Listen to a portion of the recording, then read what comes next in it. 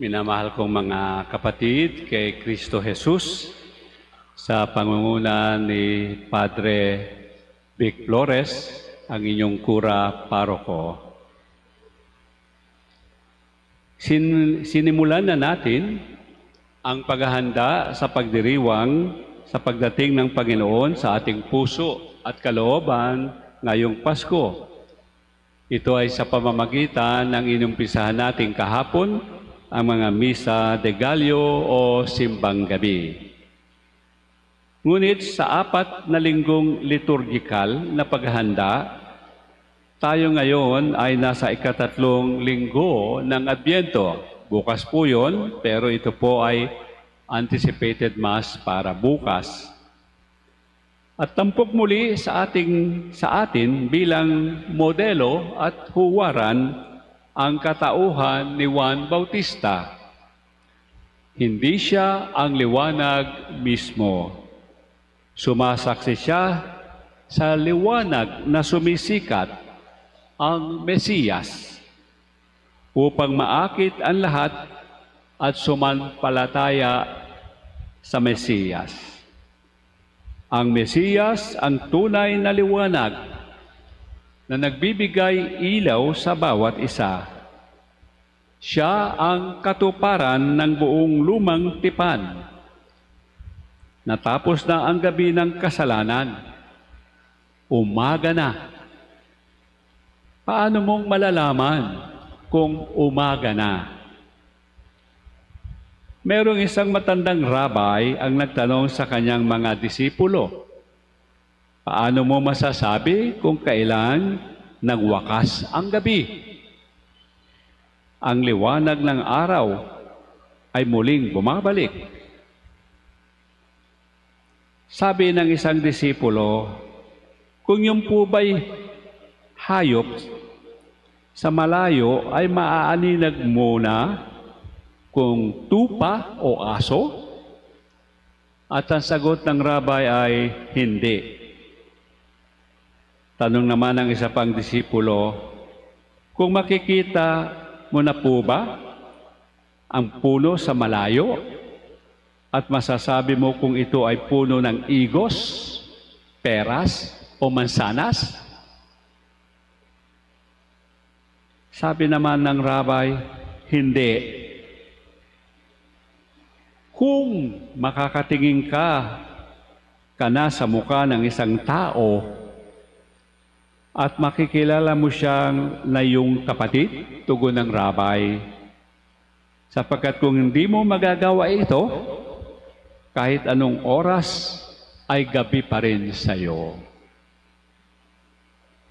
Kaya nga sinulat ni San Juan sa Ebanghelyo, ang liwanag ay sumikat sa kadiliman at isinugo si Juan Bautista upang sumaksi sa liwanag na ito. Siya ang magtuturong lahat tayo'y magkakapatid at mga anak ng Diyos. Aalisin niya ang kadiliman ng ating buhay na dulot ng sala. Hahawiin niya ang mga hadlang, wala ng Hudyo o Griego, lalaki o babae. Lahat tayo'y mga anak ng Diyos.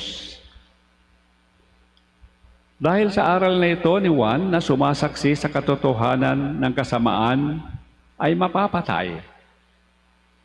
Dahil din sa aral na ito, ang kordero ng Diyos na ituturo ni Juan sa kanyang mga alagad ay mamamatay sa Kalbaryo. At dahil sa liwanag na ito, libo-libong mga martir ang mamamatay sa pagsapit ng liwanag. At hanggang ngayon, baka hindi nyo alam, libo-libong mga Kristiyano ang inuusig at pinapatay. Mas mahigit pa sa ibang mga sekta o alagad ng ibang religion. Kaya dahil sa liwanag na hindi matanggap ng mga tao, pinapatay ang mga anak ng liwanag. Noong si Jose Rizal ay bata pa, lubha siyang naintriga kung bakit ang mga kutitap at kulisap ay naaakit sa liwanag ng lamparang ginagamit noong siya ay nag-aaral ng leksyon sa gabi. Tanong niya, bakit naaakit sila sa ilaw? Gayon mamamatay sila sa paglapit sa init ng ilaw. Paglaki niya ay natanto niya ang kahulugan nito. Ang paghahanap ng tao sa kalayaan ay katulad sa paglapit ng kutitap at kulisap sa apoy ng lampara. Kahit mga hulugan pa ito ng kanilang kamatayan. Ito rin ang magiging karanasan ni Rizal. Ito rin ang magiging kahihinatnan ng kordero ng Diyos. Ang mamatay para bigyan ng liwanag ang sanlibutan. Sa panahon natin ngayon, ang mga nagsasabi ng totoo, ang mga nagsasabi ng liwanag ay inuusig, lalong-lalo na sa mass media. Minumura sila at sinasabing sinungaling sila.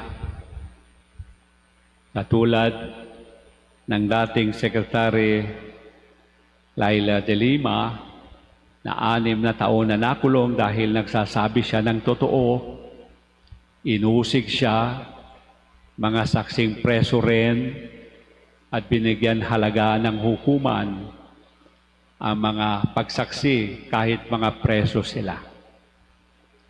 Kaya mahirap magsabi ng totoo.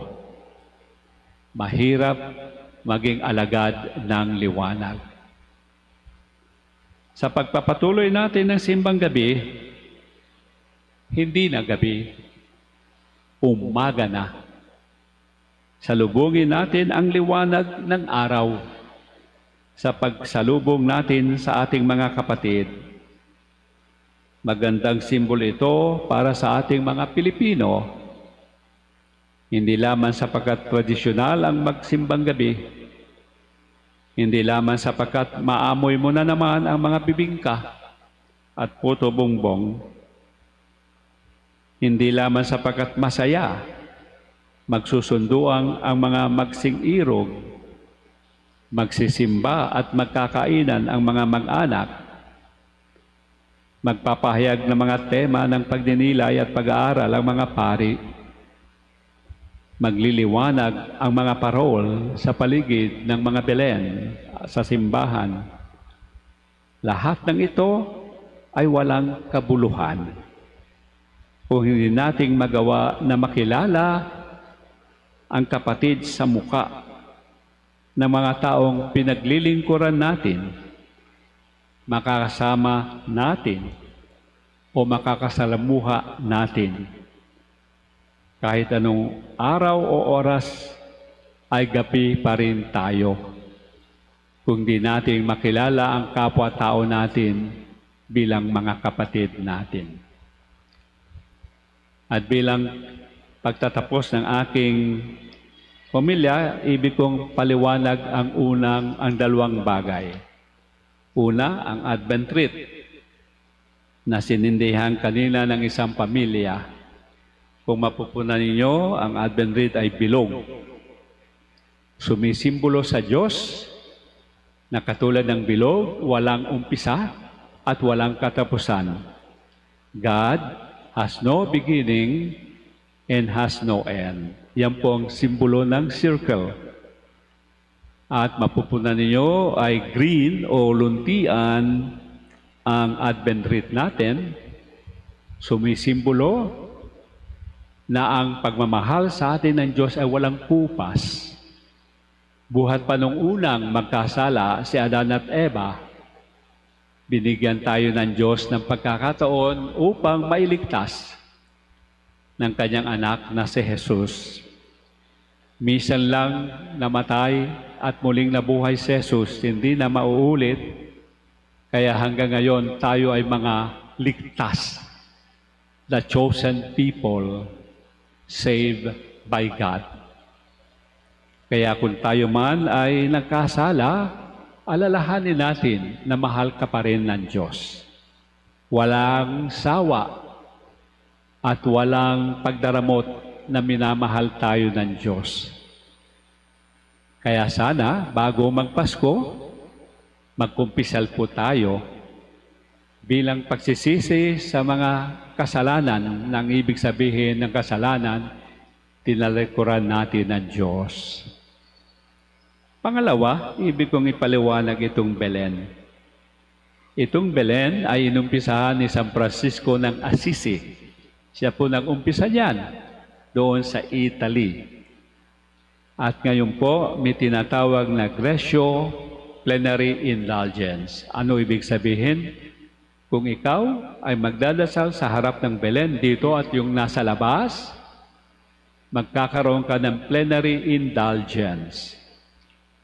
At kasama po doon sa plenary indulgence ay confession, dapat magkumpisal, magsimba, at ipagdasal ang intensyon ng ating Santo Papa, ng isang Ama namin, isang Aba Ginoong Maria, at isang luwalhati. Ano po ba yung plenary indulgence na maganda kung meron tayo?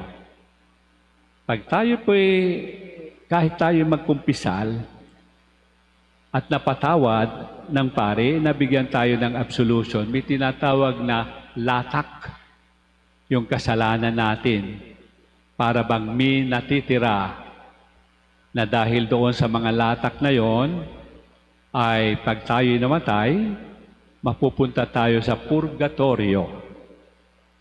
Ang plenary indulgence po, pag nakamit ninyo, katulad niya sinabi ko sa pagdarasal sa harap ng Belen, ay parang totally maaalis. Kaya kapag namatay kayo na may plenary indulgence, hindi na kayo dadaan sa purgatorio. Diretso po sa langit. Yan po ang advantage ng plenary indulgence.